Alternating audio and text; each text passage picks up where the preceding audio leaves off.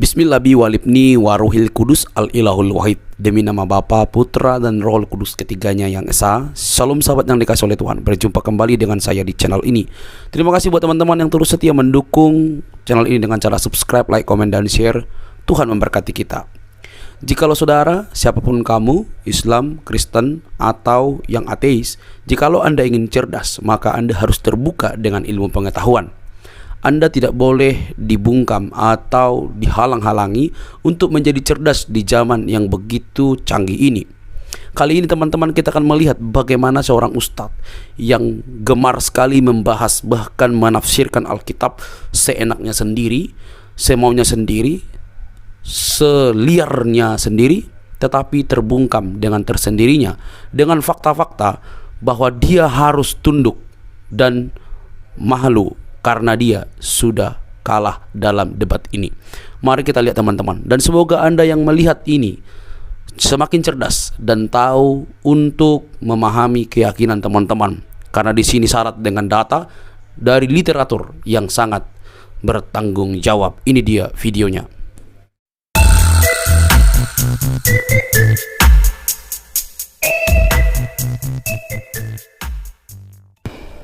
Oke, baik ya, selamat malam ya rekan-rekannya yang terkasih, rekan-rekan sebangsa dan setanah air. Dan pada kesempatan yang berbahagia ini ya, kita bisa bertemu dari teman-teman muslim dan juga dari Kristen untuk berdialog ya, lebih tepatnya lintas iman.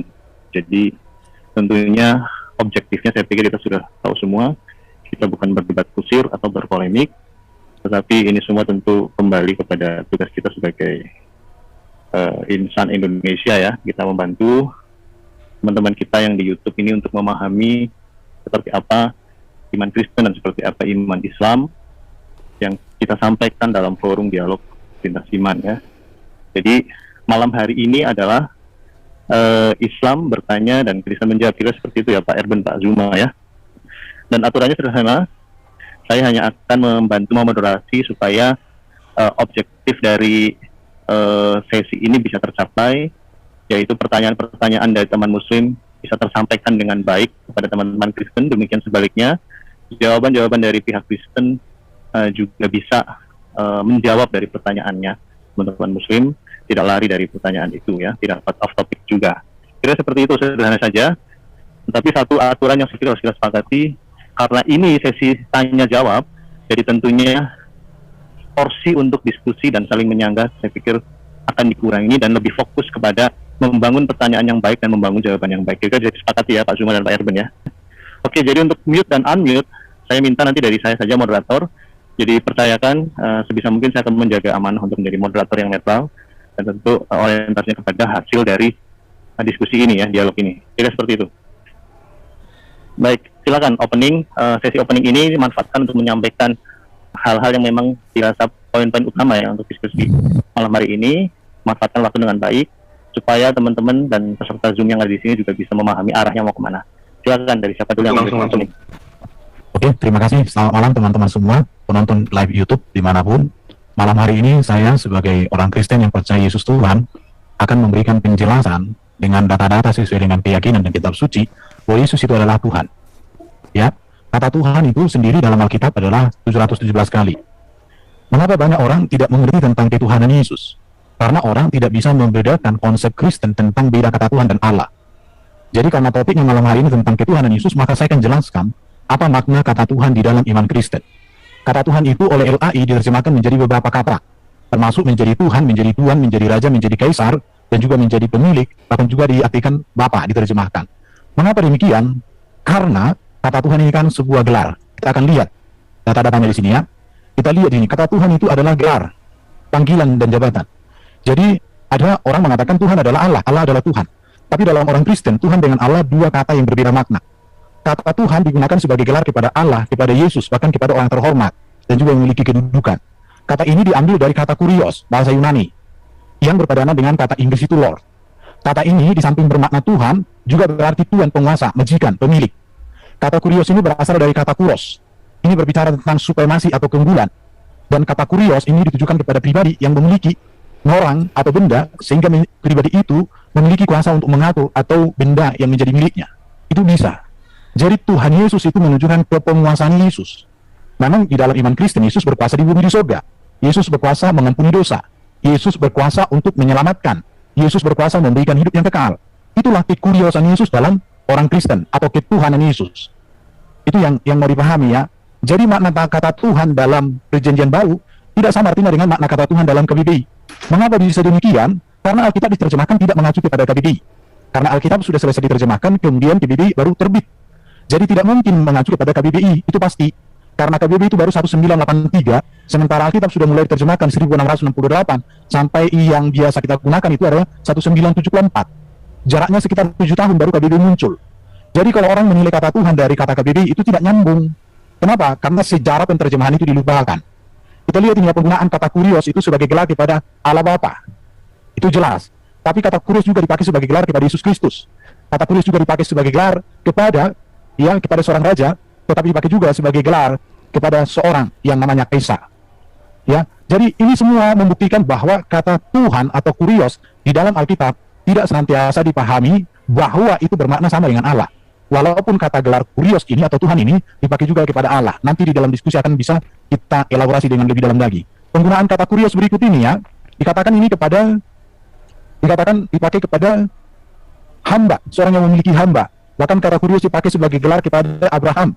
Bahkan kata kurios ini dipakai lagi sebagai gelar kepada pemilik keledai. Bahkan juga dipakai sebagai gelar kepada seorang bapa. Jadi kata kurios yang diartikan, yang digunakan kepada Yesus dalam Perjanjian Baru itu memiliki latar belakang. Latar belakangnya adalah, ini yang harus dipahami dulu.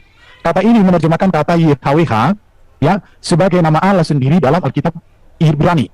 Orang Yahudi menganggap kata ini suci, sehingga kata ini takut untuk diucapkan. Ya, kemudian sebagai gantinya YHWH itu memakai kata Adonai atau Tuhanku. Pada waktu ketika PL diterjemahkan oleh Yahudi ke dalam bahasa Yunani Septuaginta, maka kata YHWH itu diganti Adonai yang dalam teks Yunani itu Krios. Maka Krios ini bermakna nama Allah sendiri, dan dengan mengikuti tradisi ini maka terjemahan Perjanjian Lama bahasa Indonesia memakai kata Tuhan dengan huruf besar semua untuk terjemahan Ibrani YHWH itu. Tetapi kita konsennya bukan KPL tapi KPB. Kata Krios dalam makna harafiah menuju kepada sebutan penghormatan kepenguasaan kepada sesuatu yang dipertuan. Gitu ya. Pada saat Yesus hidup di atas dunia, kata Krios digunakan, orang-orang sejamannya menyapa dia, sebagiannya dimengerti sebagai sebutan penghormatan, yaitu Tuhan atau Mister dan seterusnya. Ya. Namun ketika Yesus telah dimuliakan, sebutan kurios untuk Yesus itu mempunyai makna sebagai kepenguasaan. Oke, saya jelaskan ya. Jadi kata Tuhan untuk Yesus itu banyak.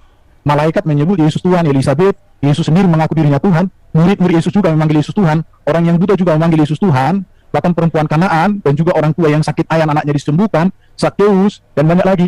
Semua para murid juga memanggil Yesus Tuhan. Jadi ketuhanan Yesus menunjukkan kepenguasaan Yesus. Oke, jadi jelas ya, kepenguasaan Yesus itu kepenguasaan yang berkuasa di bumi dan di surga. Itu jelas. Jelas sekali. Atas dasar inilah maka Petrus dan para rasul berkata, jadi seluruh kaum Israel harus tahu dengan pasti bahwa Allah telah membuat Yesus yang kamu salibkan menjadi Tuhan dan Kristus. Jadi ketuhanan Yesus itu berasal dari apa? Kepenguasaan. Kepenguasaannya atas dosa, atas iblis, atas maut, maka dia Tuhan. Bukan dalam pengertian Allah. Ya, Roma pasal 10 ayat 9, Filipi pasal 2 ayat 9 sampai 11, itu jelas sekali.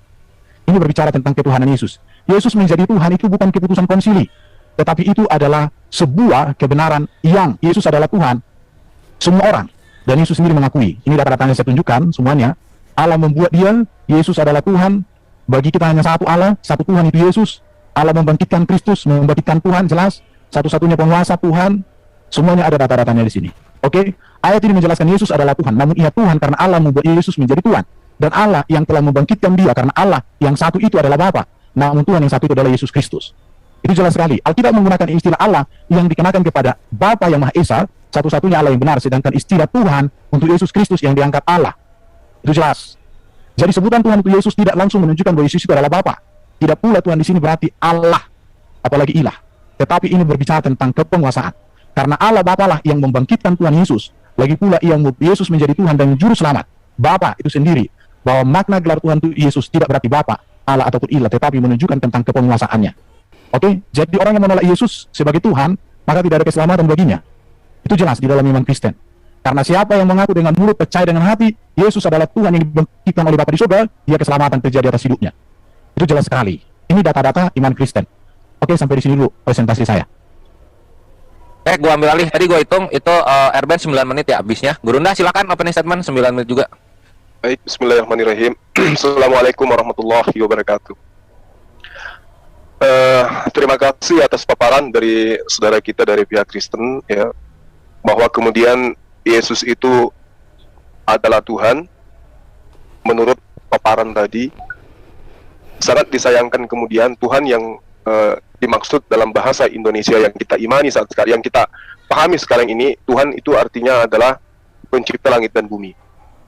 Kalau kemudian Tuhan dalam perspektif yang digambarkan oleh saudara kita yang tadi, berarti nggak ada masalah sejauh Yesus itu dianggap hanya sebagai utusan Tuhan. Tapi kalau dianggap sebagai Tuhan, sebagaimana yang kita lihat faktanya di gereja-gereja, Yesus didudukkan sebagai sembahan, situlah kekeliruan yang terjadi.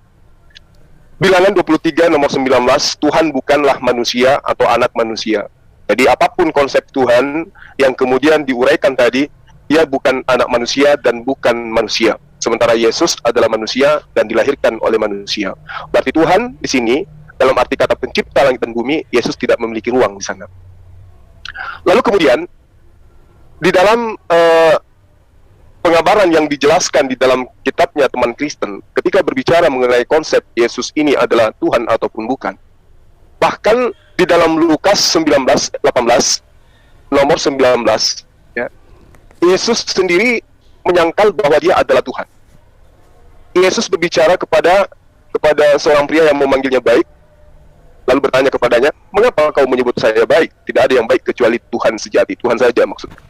Artinya kalau kita melihat daripada apa yang diurai oleh saudara Erben, ya, bahwa Yesus itu adalah Tuhan, maka kami sah-sah saja memanggil Yesus itu Tuhan. Tapi sangat disayangkan, hal ini tidak boleh dibiarkan. Dalam arti kata, memaparkan Tuhan dalam arti kata utusan itu nggak bisa dibiarkan, karena Tuhan menurut rasa bahasa Indonesia adalah pencipta langit dan bumi. Nah, nanti kalau kita mengatakan, oh iya, ternyata nggak apa-apa Yesus dipanggil Tuhan dalam arti kata ternyata utusan, tapi pada prinsipnya itu hanya dipakai untuk membungkus diri. Di dalamnya adalah penyembahan terhadap Yesus yang justru dianggap sebagai pencipta langit dan bumi yang nusul menjadi manusia. Nah, Yesus sendiri tidak pernah mengajarkan dirinya adalah Tuhan. Di dalam Bible, kitabnya teman Kristen, jelas di dalam Yohanes 14 nomor 28, di situ diterangkan bahwa Bapakku lebih besar daripada aku. Berarti Yesus bukan Tuhan. Mau dia Tuhan, itu baru benar. Atau dia adalah kurios, itu juga baru benar. Tapi kalau Tuhan, sekali lagi, kalau Tuhan, dalam arti kata pencipta langit dan bumi, karena orang Indonesia, siapapun dia ketika berbicara Tuhan, maka yang ada dalam pikirannya adalah pencipta langit dan bumi. Yesus tidak ada di sini. Bapakku lebih besar daripada aku. Yesus bukan Tuhan.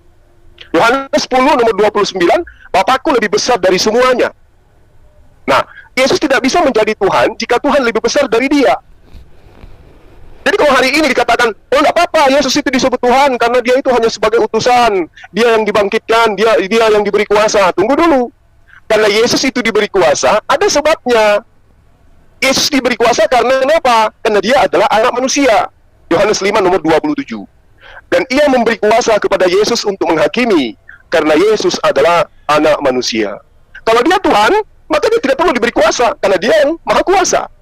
Karena dia anak manusia, maka dia diberi kuasa untuk menghakimi. Itu poin. Ya, jadi kita tidak bisa kemudian mengatakan, khususnya umat Islam ya, oh Yesus ternyata boleh disebut Tuhan. Nggak boleh. Apapun alasan yang membungkus itu nggak bisa. Karena kita di Indonesia.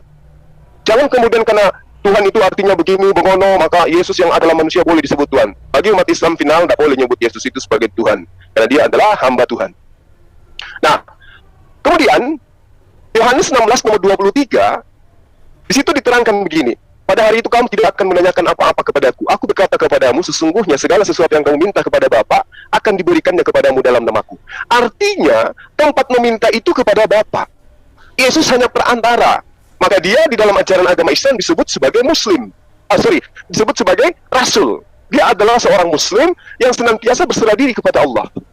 Di dalam Yohanes 4 nomor 23, tetapi saatnya akan datang dan sudah tiba sekarang bahwa penyembah-penyembah benar akan menyembah Bapa dalam roh dan kebenaran.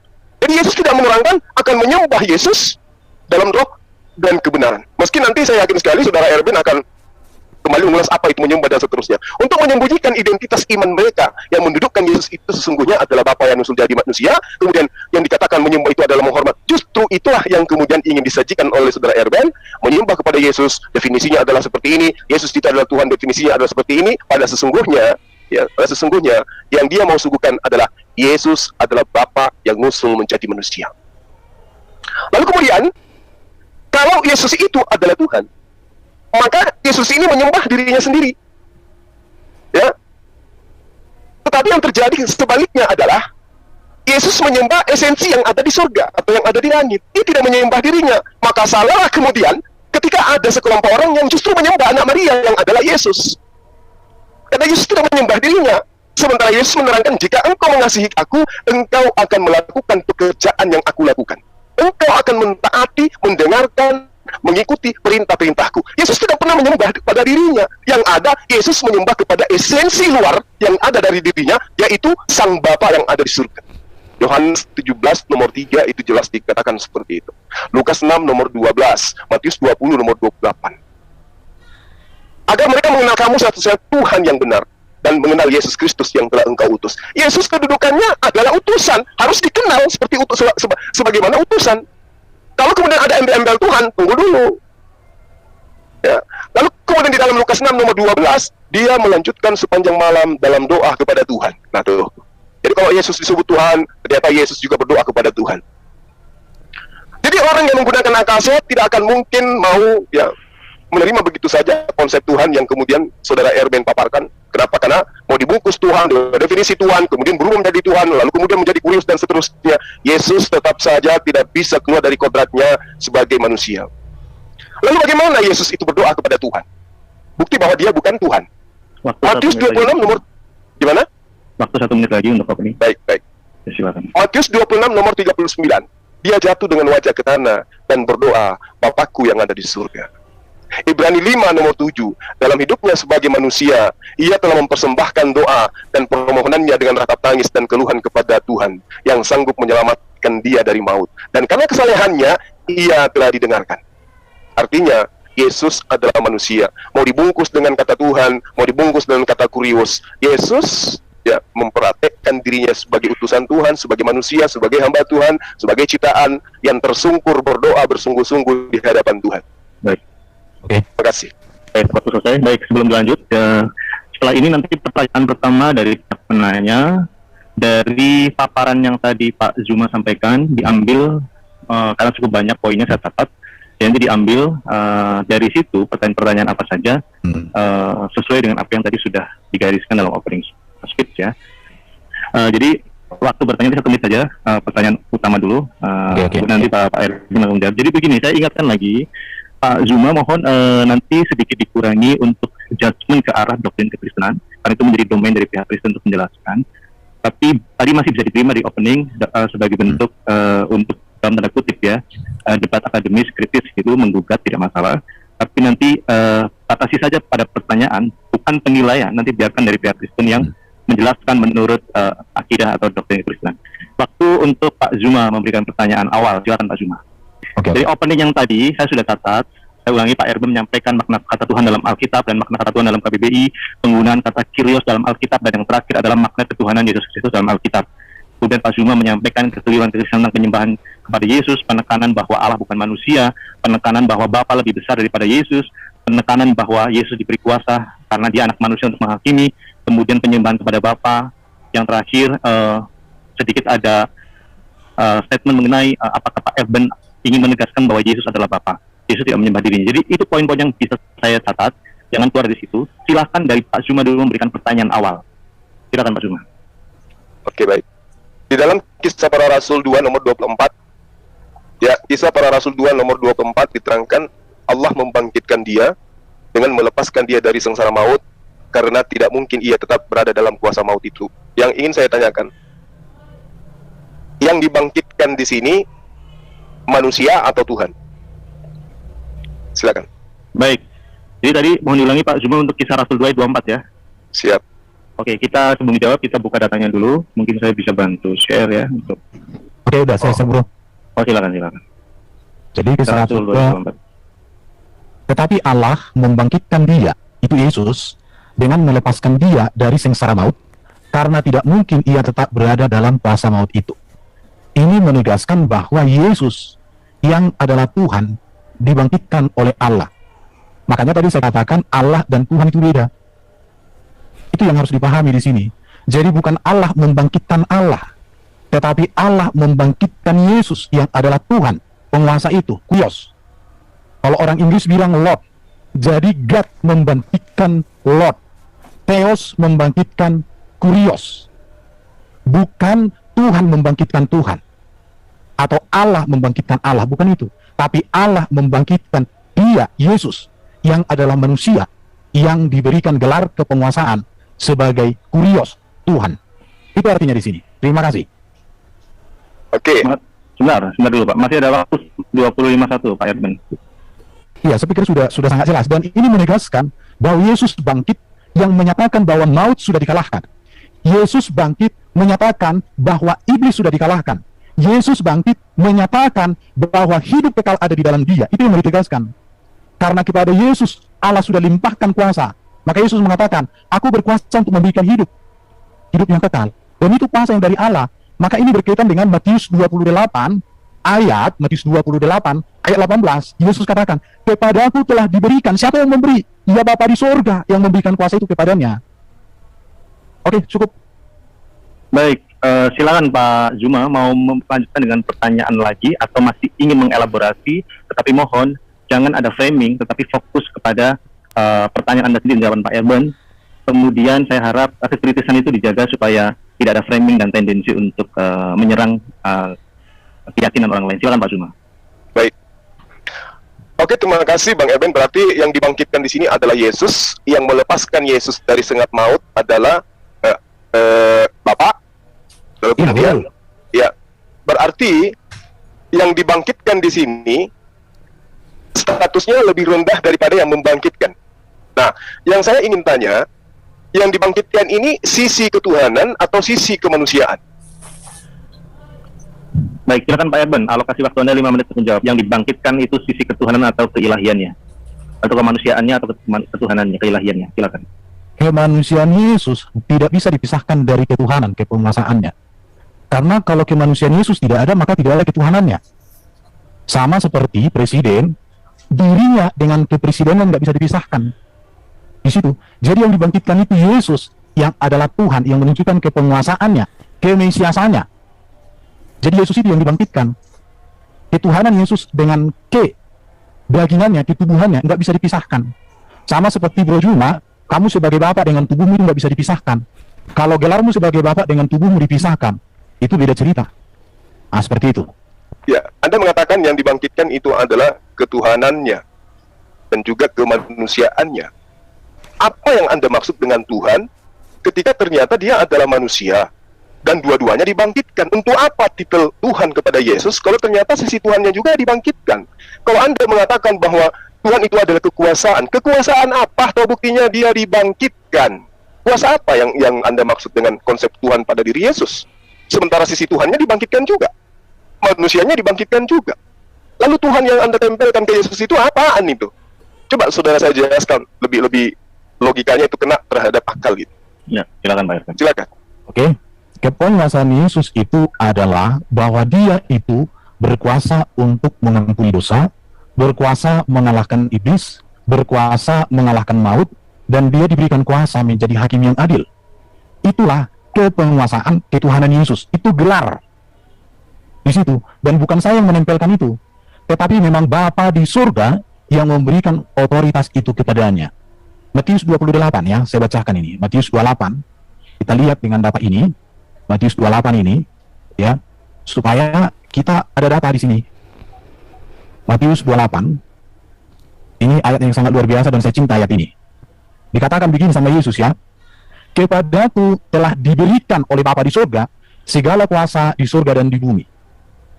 Jadi orang Kristen melihat Yesus itu kepenguasaannya, itu terlihat kok dalam kedatangan yang pertama. Apa itu? Yesus menghidupkan orang mati. Yesus menyembuhkan berbagai penyakit. Yesus meneduhkan badai. Pertanyaannya adalah, adakah manusia yang Allah berikan otoritas sebegitu luar biasa selain kepada Yesus? Tidak ada. Hanya Yesus yang Allah berikan kuasa untuk mengampuni dosa. Hanya Yesus yang Allah berikan kuasa menang atas maut, atas iblis, dan menjaminkan hidup yang kekal. Apakah kuasa seperti ini perlu diragukan lagi? Ini lebih dari cukup untuk memastikan Yesus adalah Tuhan, penguasa, tetapi bukan Dia Bapa itu sendiri. Saya pikir ini jelas. Terima kasih. Silakan Pak Suma. Ingin beralih ke Baik. pertanyaan lain atau masih menyambung dari yang tadi? Masih nyambung. Silakan. Jadi seindah apapun uraian kata demi kata yang Anda susun, tetap saja Yesus itu diberi. Artinya tidak layak duduk sebagai Tuhan karena Dia adalah oknum yang diberi. Di dalam Yohanes 4 nomor 34, Yesus memang harus melakukan kehendak Tuhannya karena Yesus mengatakan, itulah makananku, adalah melakukan kehendak Dia yang mengutus aku dan menyelesaikan pekerjaannya. Siapapun yang diutus oleh Tuhan akan berlaku sesuai dengan apa yang Tuhan inginkan kepada dia. Membangkitkan orang mati, ya. Karena itu memang adalah posisi dia sebagai utusan Tuhan. Tetapi tidak kemudian merubah posisi dia menjadi Tuhan itu sendiri. Ya. Jadi kalau sahabat saya mengatakan, Yesus dibangkitkan, diberi kuasa di bumi, dan seterusnya, kuasa apa yang diberikan? Tidak ada yang di antara kekuasaan itu, yang diberi itu, yang merubah posisi dia, yang tadinya manusia berubah menjadi Tuhan. Tetap aja manusia. Kekuasaan apapun, bahkan kalau saya boleh mengatakan, apapun yang ditunjukkan Yesus ketika dia datang kepada Bani Israel, semata-mata, ya, tidak lain dan tidak bukan, hanya untuk menunjukkan kepada Bani Israel bahwa dia adalah utusan Tuhan, bukan Tuhan itu sendiri. Nanti di Anda, baru Yesus berubah menjadi Tuhan. Nah, Benar. Pertanyaan saya, ya, Ya, silakan langsung ke pertanyaan Pak Suma. Jadi dikurangi porsi kesimpulan karena nanti itu bisa menjadikan tidak produktif karena Pak Erwin akan mengulangi lagi karena saya catat tadi yang Anda sampaikan. Jadi fokus kepada pengembangan pertanyaan, minimalisir untuk menyimpulkan sesuatu karena nanti bisa dianggap sama framing atau logical. oke. Tolong yang baru masuk di mute ya. Ya baik, silakan Pak Suma, fokus ke pertanyaan. Silakan. Terima kasih. Pertanyaan saya, berarti yang dibangkitkan ini adalah manusia, bukan Tuhan. Apakah Anda setuju? Silakan Pak Erwin. Saya Penekanannya kepada sebentar Pak. Jadi gini, moderator mencatat masih ada ketidaksinambungan antara informasi yang diberikan kepada Pak Zuma. Makanya tadi saya mengingatkan agar jangan kembali mengulang ke yang jawaban sudah diberikan Pak Erben. Tapi tolong ditegaskan lagi Pak Erben karena tadi sepertinya masih ada, saya catat perbedaan arti Tuhan dengan di dalam Alkitab ini sepertinya ada belum sampai atau seperti apa. Jadi ditekankan lagi supaya kita bisa beralih ke pertanyaan yang kontekstualnya lebih dalam lagi. Paham ya, Pak Erben? Begini Bang, supaya tidak mengulang, saya sudah ngerti. Coba Saudara Erben, yang mana statusnya lebih tinggi, Yesus yang Anda sebut Tuhan, atau Bapa yang ada di surga yang membangkitkan Yesus? Oke. Ya, baik. Ini sangat baik Pak Erben, mohon ditangkap supaya netizen juga bisa beralih ke lebih dalam lagi gitu ya. Jadi pembedaan ini tolong ditekankan terkait antara Yesus dengan Bapa. Karena ini poin yang sangat penting yang moderator catat, silakan. Oke, satu hal yang sangat luar biasa ya. Sekarang saya akan jelaskan. Oke, jadi Allah kami itu Esa, dia memiliki firman dan roh di dalam dirinya. Firmannya kekal, rohnya kekal. Firmannya menjadi manusia. Ini tujuan saya bukan membahas tentang Allah ya, tapi tentang Yesus. Saya mau menunjukkan tentang ketuhanan Yesus. Ya, jadi Yesus itu adalah firman yang menjadi manusia. Allah mengutus firmannya jadi manusia, namanya Yesus Kristus. Allah mengutus firman manusia merupakan ketetapan Allah untuk menggenapi, menyempurnakan seluruh karya Allah. Di dalam Yesus firman menjadi manusia, ditetapkan Allah, diberikan Allah kuasa, kemuliaan, kasih karunia, dan kebenaran. Di situ. Jadi ini yang harus dipahami. Saya cepatkan di sini. Ini jadi sebab segala firman, jadi Yesus itu firman Allah menjadi manusia untuk menyampaikan firman. Jelas ini data-datanya bahwa Yesus itu melakukan seluruh kehendak Allah dengan sempurna, Bapa di surga. Ya, bahkan Yesus mengatakan di sini jelas sekali, makananku ialah melakukan kehendak Dia yang mengutus aku dan menyelesaikan pekerjaannya. Aku turun ke dunia untuk melakukan pekerjaannya. Itu jelas. Tapi yang mau saya sampaikan begini, iman Kristen memahami, meyakini bahwa Yesus itu memiliki dua natur. Natur firman itu berasal dari Allah. Natur manusia itu berasal dari rahim Maria. Jadi, kalau berbicara tentang Yesus, dua-duanya ini kami lihat secara bersamaan. Kemanusiaan Yesus dengan keilahian Yesus bisa dibedakan tapi tidak bisa dipisahkan. Jadi, yang mau saya tegaskan di sini, saya tidak masuk ke Quran, ini ada contoh. Jadi Yesus menjadi manusia karena Yesus memiliki dua natur. Kita lihat ya, bahwa Yesus itu ilahi, ini kelihatan dari sini, datanya ada di sini. Nanti jawabannya dari sini akan dapat. Sebelum Abraham ada, aku telah ada. Itu menunjuk bahwa Yesus adalah firman.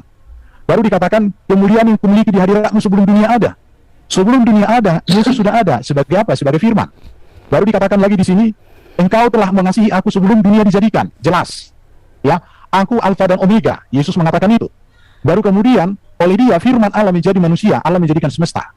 Jadi berbicara tentang Yesus, keilahian Yesus itu setara dengan Bapa karena dia adalah firman yang kekal di dalam diri Allah. Tetapi kemanusiaan Yesus adalah kemanusiaan manusia yang sama seperti kita, tetapi kemanusiaannya adalah kemanusiaan yang sempurna. Hanya Yesus satu-satunya manusia yang tidak berdosa. Hanya Yesus satu-satunya manusia yang mengalahkan iblis, mengalahkan maut, dan menjamin ke surga. Jadi kemanusiaan Yesus itu sama seperti kita manusia, hanya dia tidak berdosa, kudus, sempurna.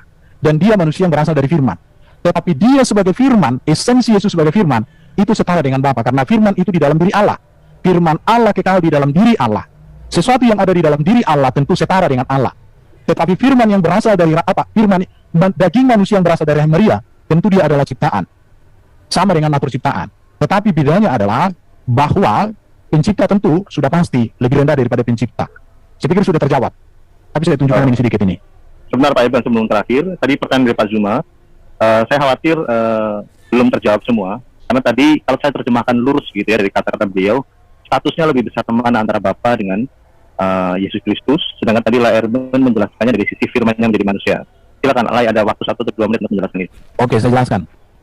Apa yang artinya Bapa lebih besar? Saya tunjukkan data-datanya ya. Mudah-mudahan kelihatan. Oke. Kelihatan. Bapa lebih besar, Bapa yang memberikan mereka kepada aku lebih besar daripada aku. Bapa lebih besar, ada 2 ayat. Oke ya, saya tunjukkan. Pernyataan ini merupakan kalimat langsung Yesus untuk menjelaskan hubungan dirinya dengan Bapanya. Kalimat ini bukan dalam bentuk perumpamaan atau bentuk puisi. Oleh sebab itu, makna pernyataan itu harus diterima secara utuh, bulat, apa adanya. Di situ ya. Jadi, memang hal ini menjadi perdebatan di kalangan gereja sampai hari ini. Bahkan hal ini topik khusus orang Muslim ya. Saksi Yehova juga banyak salah memahami. Tapi sekarang saya jelaskan. Sebelum Yesus datang ke dunia, ia ada sebagai firman di dalam diri Allah. Itu jelas. Pada mulanya adalah firman, firman bersama-sama dengan Allah, firman itu adalah Allah. Ia pada mulanya bersama-sama dengan Allah, firman itu menjadi manusia, diam di antara kita.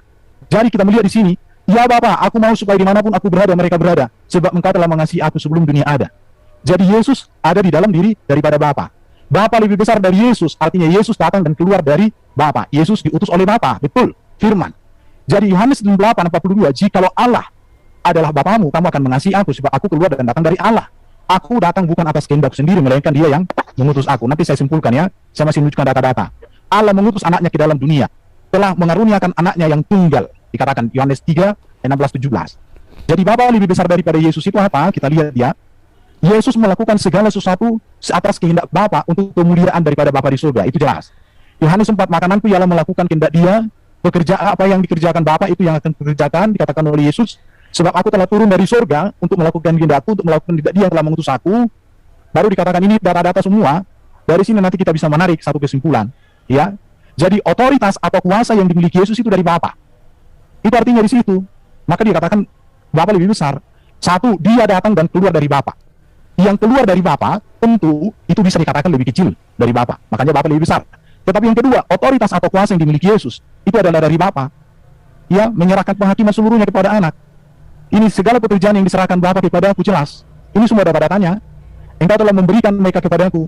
Kepadaku telah diberikan segala kuasa di surga dan di bumi. Baik. Jadi yang memberi kuasa dengan yang menerima kuasa, konteks itulah maka Yesus mengatakan Bapa lebih besar. Dan Yesus tidak pernah mengatakan dia adalah Bapa itu sendiri. Dan saya juga tidak pernah mengatakan bahwa Yesus adalah Bapa itu sendiri. Baik, Karena baik, itu, Pak Iban. Oke, jelas. Sebentar ya. Sedikit lagi Pak, waktunya supaya efektif. Oke. Sudah cukup, selesai. Baik, saya pikir jangan dihabiskan dulu karena saya pikir nanti akan bisa saja kembali ke situ dan bisa dielaborasi. Kita beri kesempatan Pak Zuma, tadi jawabannya sudah, saya pikir yang saya salah sudah cukup jelas Pak terkait status Bapak dan Yesus lebih besar mana. Silakan Pak Zuma.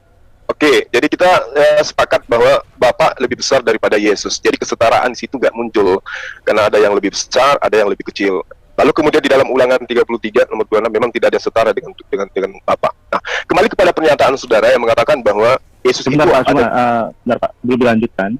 Mohon jangan ada kesimpulan yang belum dikonfirmasikan kepada penjelasan. Dalam catatan saya tadi Pak Erben menjawab sudah membahas mengenai kesetaraannya. Jadi mungkin beralih lagi ke pertanyaan lain atau jangan memberikan kesimpulan di situ dulu supaya nanti tidak mentah lagi dan diulang lagi. Silakan Pak Zuma. Saya hanya mengatakan dalilnya Ulangan 33 nomor 26 tidak ada yang setara dengan Tuhan. Silakan, nanti pertanyaan. tinggal saudara Erben yang mau melilit silakan aja. Nah, Anda mengatakan Yesus ada dua natur. Yesus itu adalah firman yang nusul menjadi manusia. Pertanyaan saya, apakah ketika Yesus dibangkitkan, firman juga dibangkitkan? Silakan. Silakan Pak Erben. Oke.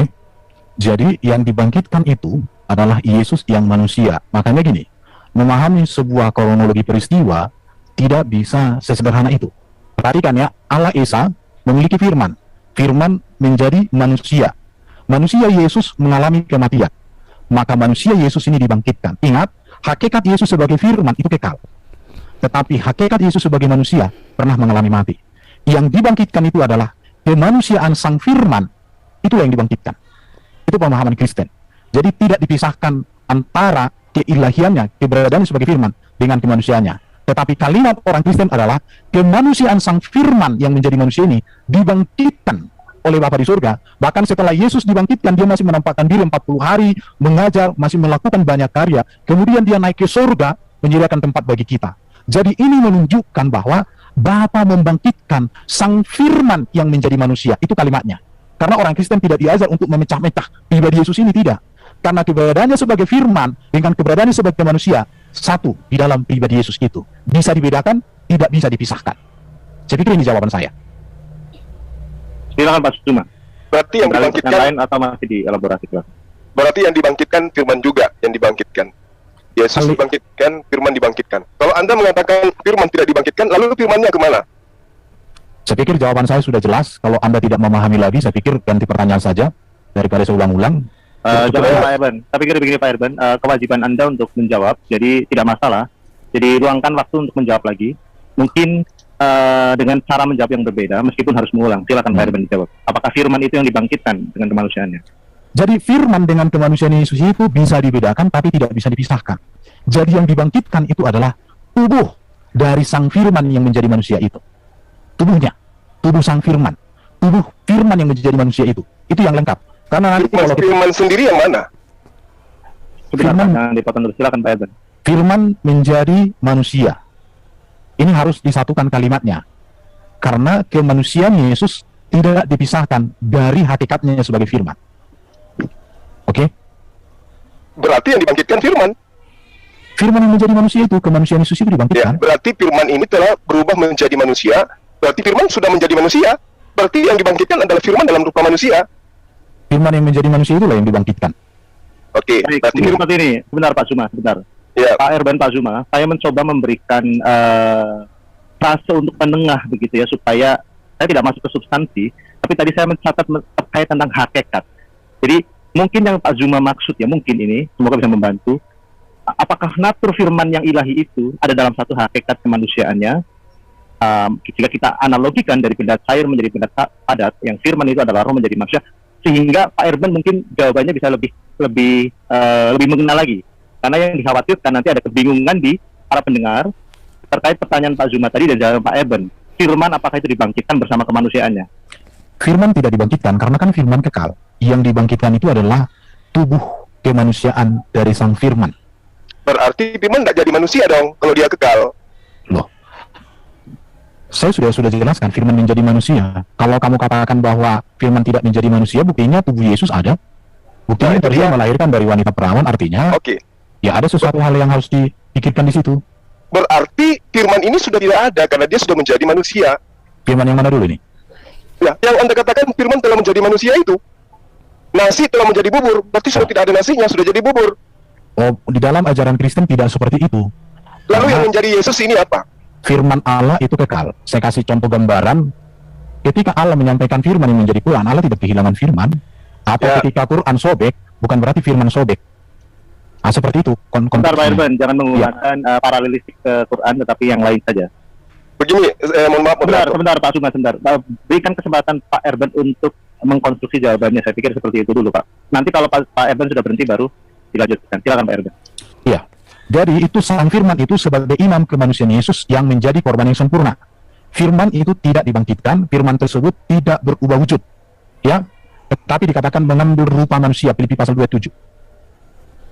Ya. Jelas. Oke. Jadi bukan firman itu apa? Jadi apa? Berubah dari A jadi B, bukan begitu. Tapi firman itu mengambil rupa manusia di dalam diri Yesus. Kalau ibaratnya dikaitkan di konteks PL ada namanya teofani. Teofani itu adalah penyataan diri dari Sang Firman yang hadir dalam rupa manusia. Jadi di dalam PB, di dalam Ibrani pasal 1, Firman itu mengambil rupa wujud manusia, namanya Yesus. Gitu ya. Jadi Firman tidak pernah hilang dan tidak pernah berubah. Tapi Firman itu kekal. Tetapi Firman yang mengambil rupa manusia itu, itulah yang mengalami kematian, rupa manusianya, dan inilah yang dibangkitkan oleh Allah, oleh Bapa itu. Saya belum paham, Saudara Erben. Anda mengatakan Firman tidak berubah, tapi Ya. data di kitab Anda mengatakan Firman itu telah menjadi manusia. Iya. Firman Maksudnya menjadi yang berubah manusia. menjadi manusia ini Firman atau memang betul-betul manusia? Filipi pasal 2 ayat 7 dikatakan Firman itu mengambil rupa manusia. Ya. Mengambil rupa manusia berarti Yesus ini diambil rupanya gitu. Lalu diapakan? Dijadikan menjadi Firman atau dijadikan menjadi manusia, atau memang manusia Yesus ini manusia yang dibangkitkan manusia, dan datanya Firman telah menjadi manusia. Wujud Firman itu sendiri seperti apa menurut Saudara Erben? Firman itu kan kalau bahasa Yunaninya kan itu logos, tapi kan kita tidak berbicara ke sana, kita berbicara konteksnya kan ketuhanan Yesus sebenarnya. Jadi Iya, Pak Irban, sebentar ya. Pak Irban. Saya pikir sangat berkorelasi. Jadi Oh ya, oke. disampaikan saja, tetapi Oke. nanti moderator mencoba untuk memberikan waktu supaya beralih ke pertanyaan lain. Jadi tadi dari Pak Zuma, poinnya saya pikir sangat bagus. Antara keilahiannya yang Anda sebutkan tadi sebagai adalah Firman, apakah ada perubahan dari hakikatnya? Dan tadi Pak Zuma sempat mengatakan apa sebenarnya hakikat Firman itu? Roh atau manusia itu? Silakan Pak Irban. Oke, jadi gini Bu ya, apa itu firman? Firman itu kan logos, ilmu, pikiran, hikmat, pengetahuan Allah yang maha kuasa kekal. Dan itu ada di dalam diri Allah, Yohanes pasal 1. Jadi firman menjadi manusia ini personalisasi konkret dari yang abstrak, menjadi realita konkret. Jadi firman yang tak bisa dilihat oleh mata, mengambil rupa manusia, sehingga bisa kita lihat, bisa kita teladani, bisa kita rasakan. Dan ini yang disebut dengan pewahyuan atau penyingkapan. Allah mewahyukan dirinya melalui firman-Nya yang hadir di dunia ini menjadi manusia. Maka bagi orang Kristen, Yesus itu dia adalah firman yang menyatakan diri sebagai manusia, mengajarkan firman, meneladankan firman, dan menggenapi seluruh firman Allah di dalam kitab Perjanjian Lama. Jadi di sini kita melihat yang transenden itu menjadi dapat dilihat dalam imanensinya. Oke? Jadi ini dari yang transenden yang tak kelihatan, maka bisa terlihat dan ini bisa diimani. Apa bahasannya ini ya? Imanen itu artinya hadir di tengah-tengah manusia, hadir di tengah-tengah ciptaan. Jadi sang firman itu bukan jauh lagi, bukan di dalam diri Allah kok lagi dia, tetapi dia hadir di dunia ini untuk menyatakan kehendak Allah. Maka dikatakan oleh Bapa di surga kan, dikatakan begini, inilah anak yang kukasihi, kepadanya lah aku berkenan. Artinya Allah yang tak terhingga, yang tak terlihat itu menyatakan seluruh karyanya dan kehendaknya melalui kehadiran sang firman yang transenden menjadi imanen itu hadir di tengah-tengah manusia ciptaan. Firman yang tak terbatas oleh ruang dan waktu sekarang hadir di tengah-tengah dunia. Tetapi firman itu ada di dalam diri Allah, tidak bisa dikonkretkan di mana-mana, gitu ya bro ya. Baik, Pak Suma, saya pikir jawaban dari Pak Erben sudah sangat jelas. Terkait tadi ya, saya salah kata-kata dari Pak Erben bahwa yang transenden itu dapat dilihat dalam imanensinya. Imanensi tadi saya catat hadir di tengah-tengah ciptaannya, kira-kira seperti itu. Dan Pak Erben tadi menyebutkan ini adalah yang disebut dengan pewahyuan di dalam pemahaman beliau dalam iman Kristen. Pak Zuma ingin beralih ke pertanyaan atau masih ingin menekankan masalah firman dan Yesus Kristus ini, Pak? Silakan. Ya, karena saya belum dapat poin jelasnya, Bang.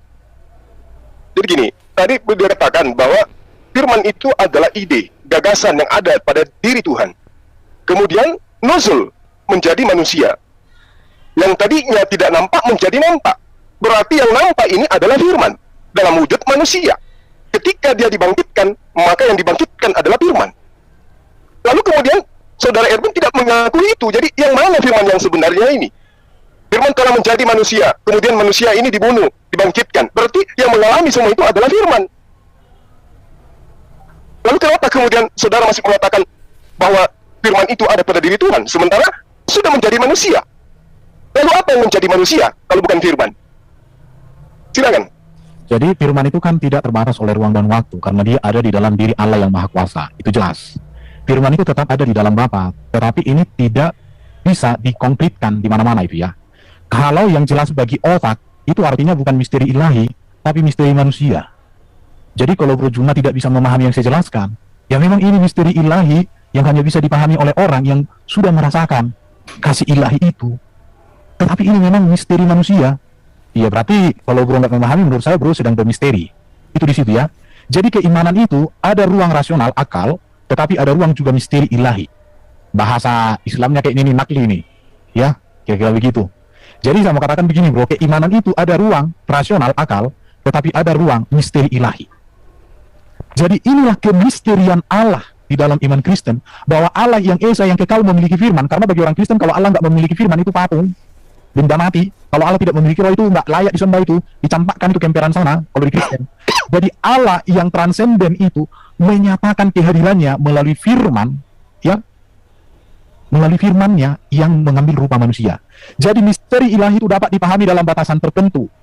Jadi gini, kita bisa mengenal Allah sejauh mana Allah menyatakan dirinya, sejauh mana Allah mewahyukan dirinya. Lebih dari itu kita tidak bisa. Ini sudah ranah iman. Tetapi kekristenan memahami bahwa Yesus itu adalah firman yang dinyatakan hadir mengambil rupa manusia, yang transenden menjadi imanen, yang tak kelihatan menjadi terlihat di dalam diri Yesus untuk mengajarkan, meneladani, memberikan hidup yang kekal.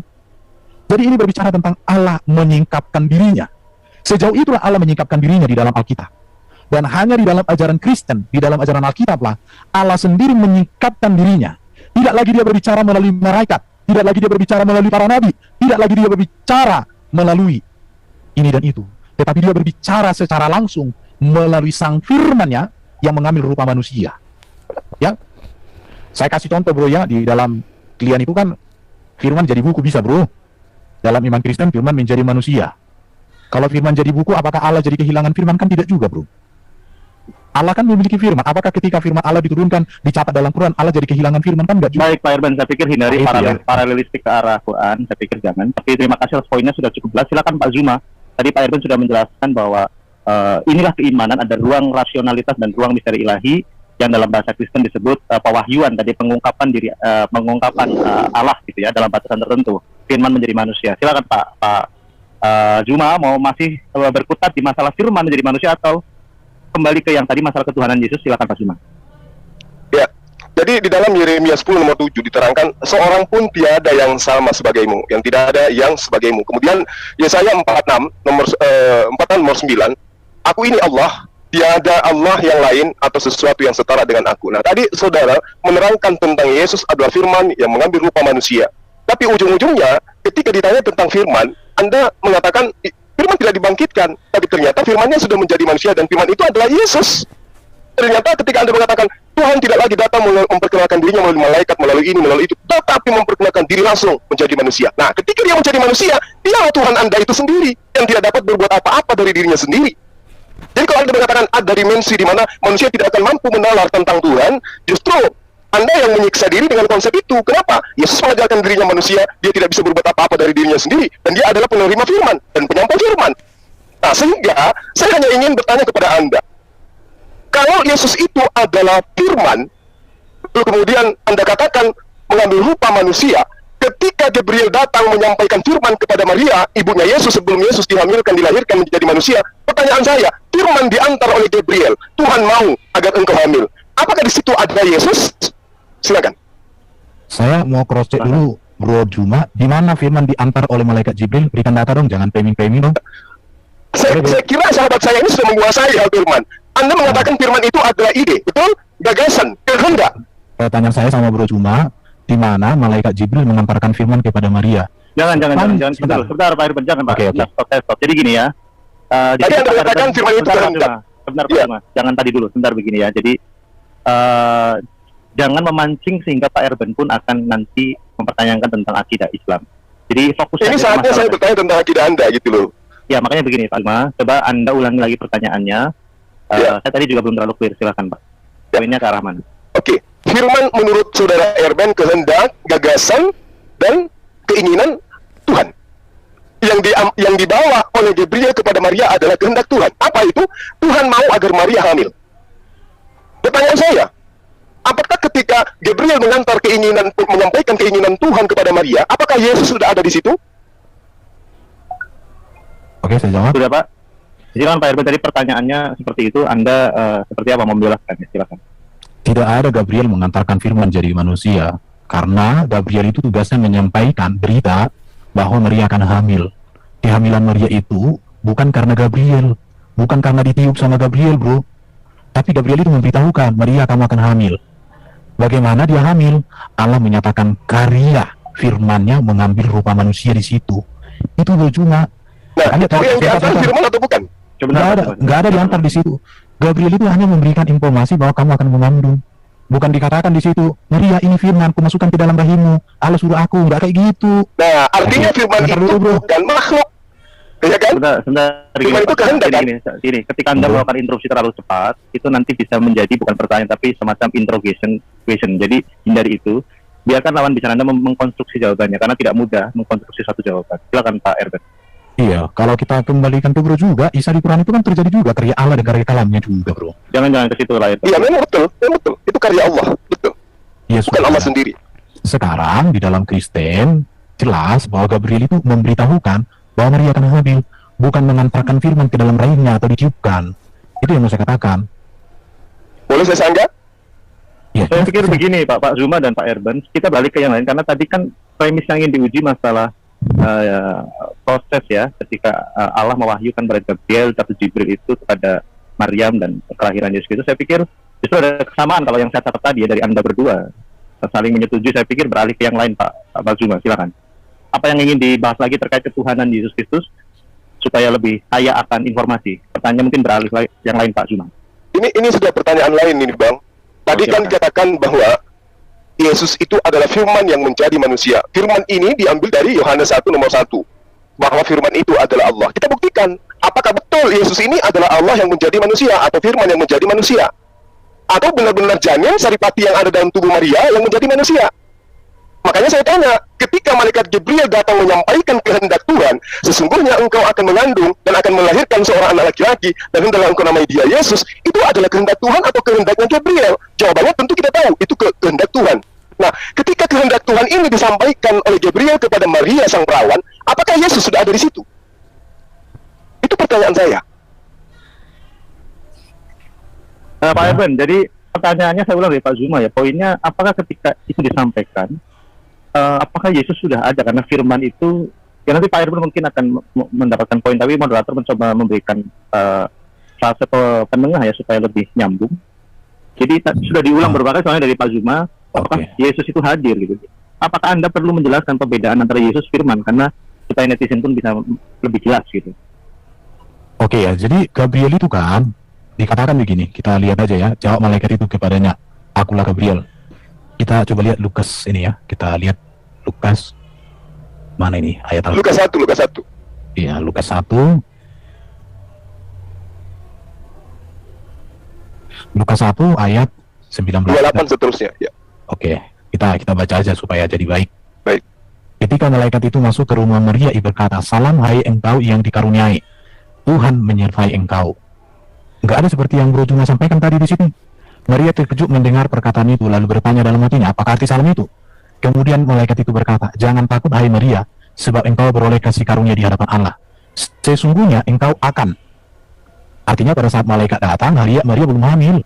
Maka dikatakan sesungguhnya engkau akan mengandung. Akan itu sesuatu masih apa? Akan itu berarti masa depan. Kalau Maria sudah hamil, harus dikatakan sesungguhnya engkau sudah hamil. Tapi di sini dikatakan engkau akan mengandung. Kalau Maria sudah hamil, engkau sudah hamil. Atau engkau sudah mengandung. Tapi di sini dikatakan engkau akan mengandung. Baru dikatakan akan melahirkan seorang anak laki-laki dan hendaklah kau menamai dia Yesus. Ya, jelas Bu. Jadi kalau ditanya apakah Maria sudah hamil ketika malaikat itu datang? Enggak. Dan malaikat tidak. Pertanyaannya, apakah Yesus sudah ada di situ? Yesus ada setelah Yesus yang manusia ya. Hakikat kemanusiaan Yesus ada ketika Maria hamil. Pada saat ini kan Maria belum hamil karena dikatakan akan mengandung. Kalau Maria sudah hamil, maka dikatakan sesungguhnya engkau sudah mengandung. Tapi di sini dikatakan engkau akan mengandung. Tetapi hakikat firman itu kekal. Nah, di sini sudah ada firman atau tidak ada firman? Firman kan kekal, Bro. Di dalam diri Allah kekal. Firman itu kan bukan ciptaan. Pada saat Gabriel datang, ini menyampaikan firman Tuhan atau karangan dia sendiri? Karangan siapa? Karangan Gabriel. Wah, Gabriel atau ini kehendak Tuhan? Aku rasa ini karangannya Bro Juma ini bukan karangan Gabriel lah. Gimana Bro? Berarti yang disampaikan oleh Gabriel adalah firman Tuhan, betul? Yang disampaikan oleh Gabriel itu adalah kabar baik. bahwa Maria akan mengandung. Bukan firman Tuhan. Loh, kabar baik, berita. Gabriel itu tugasnya tahu apa? Menyampaikan kabar baik, menyampaikan Jadi bukan berita. firman Tuhan yang disampaikan oleh Gabriel. Firman Tuhan dalam pengertian itu perkataan Allah, rema. Oke. Ya. Nah, apakah Baik, berkat? Saya pikir sudah jelas Iya. Pak Zuma. Oke. Saya pikir sudah jelas Pak Erban. Saya khawatir kita tidak beralih ke hal yang lebih esensi, yaitu tentang ketuhanan Yesus, Pak Zuma. Atau Anda ingin tetap berada pada hal ini, kalau memang Anda anggap ini penting? Artinya gini, Bang. Yesus itu Tuhan. Tapi ternyata saudara Ebel mengatakan di sini belum ada Yesus karena ibunya belum hamil. Jadi sisi ketuhanannya itu sudah gugur di situ. Karena ternyata Yesus itu adalah hal baru, dia adalah ciptaan. Sebenarnya Yesus- Pak Zuma, dalam Iya. catatan saya tadi ketika melihat Anda berdua ini tektok begitu, yang saya catat baik pertanyaan dan jawaban Pak Erben tadi sebenarnya sudah ada statement dari beliau bahwa keilahiannya itu kekal, berada dalam diri Allah, dan kemanusiaannya itu dari yang tadi ayat ditunjukkan itu akan mengandung, kalau saya mencoba terjemahkan membantu Anda berdua, itu artinya akan dilahirkan, akan mengandung dan akan dilahirkan, kira seperti itu kemanusiaannya. Tetapi Ya, kalau jika Pak Zuma tadi masih berkutat di situ, Pak Erben, saya khawatir saya- dari Pak Zuma nanti ada pengertian bahwa firman itu bernama Yesus mungkin, atau seperti apa ya kira, supaya kita juga yang di sini tidak berkutat terus di poin ini. Mohon diselesaikan. Jadi iman Kristen itu begini bro Cuma ya, keilahian Yesus yang adalah firman tidak berawal, itu ada di dalam diri Allah kekal. Tetapi kemanusiaan Yesus itu berawal ketika dikandung dan dilahirkan di dalam rahim Maria. Itu kata Alkitab. Oke, di sini permasalahannya, makanya tema ini Anda angkat sebagai ketuhanan Yesus. Inilah tema intinya sebenarnya. Ketika Anda mengatakan sisi keilahian Yesus, bagaimana mungkin kemudian Anda mengatakan sisi keilahian Yesus sementara Yesus adalah manusia? Bagaimana mungkin manusia punya sisi keilahian? Yang ilahi tetap ilahi, Yesus tetap manusia, nggak bisa berubah. Coba kita lihat dalam Kolose 1 nomor 15. Dia adalah gambar Tuhan yang tidak kelihatan, yang sulung, lebih utama dari segala yang diciptakan. Kalau itu dilarikan kepada Yesus, Yesus tetap hanya ciptaan.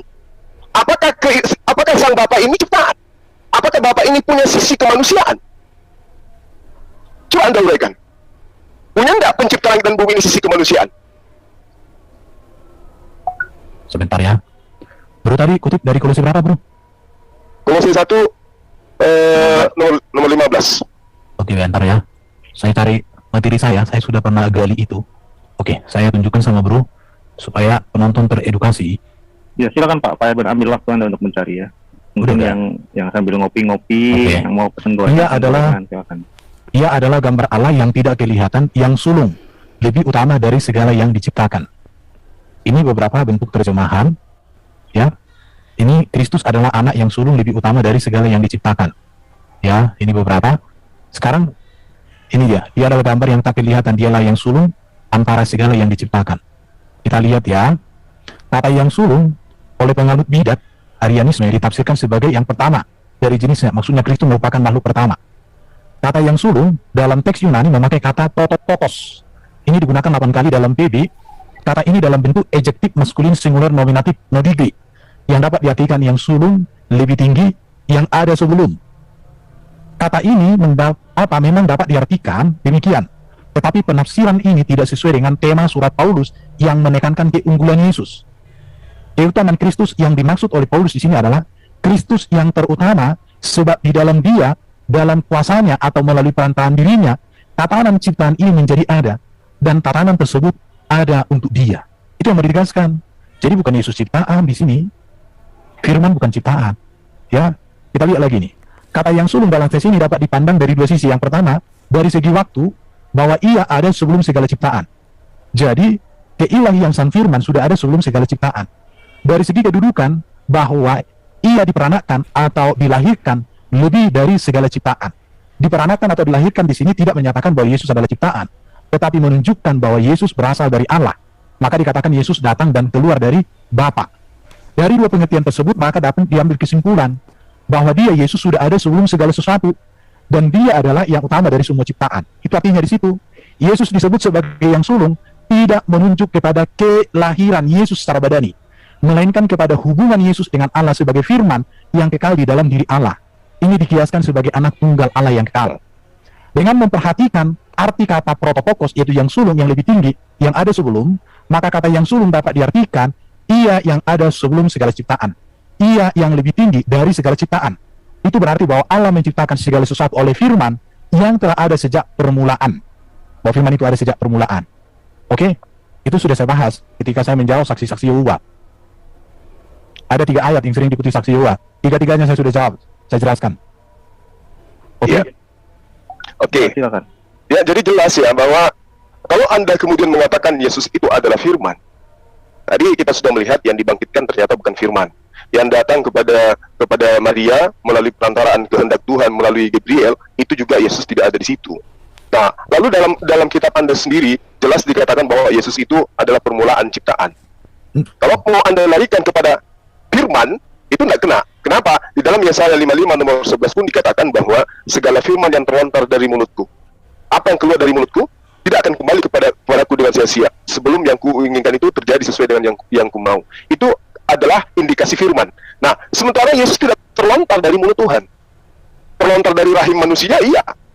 Itu yang saudara harus pahami di sini. Mohon maaf. Lalu kemudian coba Anda uraikan kepada saya di dalam Roma 1 nomor 3. Di situ di dalam bahasa original teksnya dikatakan Yesus itu berasal daripada sperma Daud. Artinya bahwa tadi kita sudah sepakat Yesus tidak ada pada saat Gabriel datang. Nanti dia ada setelah dia dihamilkan. Berarti tidak salah yang diterangkan oleh Roma 1 nomor 3 dalam bahasa Greek bahwa Yesus itu memang berasal daripada spermatos. oke, sudah bisa dijawab. Iya, silakan. Maria itu kan keturunan Daud. Ya. Jadi itu menegaskan bahwa dia memang memiliki silsilah dari Daud. Itu jelas. Dia kan keturunan Yehuda. Maria. Baru Yusuf pun itu kan Yehuda. Jadi itu sebenarnya tidak ada masalah dengan apa yang baru sampaikan tadi di situ. Tetapi saya mau tegaskan sama bro ya begini. Ketuhanan Yesus itu berbicara tentang kemesiasan Yesus. Berbicara Mesias itu artinya yang diurapi. Yang diurapi itu menunjuk jabatan dia raja, dia nabi, dia imam, bahkan dia hakim yang adil. Jadi itu otoritas kepenguasaan Yesus yang diberikan oleh Bapa, itulah ketuhanan Yesus. Maka iman Kristen, Tuhan dengan Allah, dua kata yang berbeda. Ini bro, nanti akan saya tanya sama bro, saya akan cross check apa yang bro nyatakan dari tadi. Dan nanti saya minta ada waktu untuk bro mempertanggungjawabkan pernyataannya bro. Nanti akan saya cross check ini, siapkanlah dirimu. Ya, Ya. silakan aja Anda buka, ya, buka aja original teks kitab Anda, Roma 1 nomor 3. Di situ dikatakan Yesus itu spermatos dari Daud itu sendiri. Artinya, diterangkan di dalam kitab Anda, Yesus itu berasal dari sperma Daud. Kan begitu. Kalau masuk ke bahasa Yunani, kita harus cek interlinear. Ini butuh waktu bro. Oke. Ya, butuh waktu. Apa saya dulu bertanya sambil saya cari bro Justin? Enggak, saya pikir kalau tadi ini larinya kan dari kolose yang satu itu sudah selesai ya Pak Zuma ya. Jadi larinya ke masalah yang tadi benih kemanusiaan Yesus gitu ya Pak Erben ya Pak Zuma, kalau saya tidak salah catat ya. Oke, yang saya lagi cari ini. Roma pasal berapa tadi? Saya lagi buka nih. Saya juga tidak tahu. Roma pasal berapa Pak Zuma, mohon diulang Pak. Roma 1 nomor 3. Oke. Saya cari dulu. Roma pasal 1 ayat 3. Oh, keturunan. Spermatos ya. Kita lihat di interlinear, kata spermatos itu diterjemahkan di sini keturunan. Ya, jadi bukan berbicara sperma seperti itu yang keluar, bukan itu, tapi keturunan. Saya cek dulu. Ya, kita namanya belajar ini, bro, belajar. Supaya jangan asal bunyi. Kalau asal bunyi kan kacau kita ini. 168. Oke, sperma. Itu bisa artinya benih, bisa keturunan, atau diartikan juga orang yang tersisa, atau bisa juga sifat. Itu kalau di interlinear Yunani Indonesia. Bisa dilihat itu di kamus interlinear Yunani Indonesia halaman 714. Jadi bukan sperma dalam pengertian itu yang keluar dari barang itu, bukan begitu. Itu tentang benih ya. Artinya Berarti bahwa Yesus berasal dari benih ya. ya di situ. Ya kalau kita melihat secara biologisnya, ya tentu betul bahwa Yesus itu kan manusia yang lahir dari silsilah keturunan Daud. Konteks itu, bro. Ya, dari benih Baik. Daud. Bukan, lagi juga dikatakan di situ kan keturunan Daud. Nggak mungkin lah itu berbicara sperma dari hasil kelamin Daud, karena Daud udah mati. Tapi itu menunjukkan silsilah keturunan. Karena Daud udah mati ribuan tahun, bro, nggak mungkin lagi spermanya. Emang nggak ada apa sperma di tabung waktu itu kan belum ada. Tapi itu berbicara dari keturunannya secara manusia.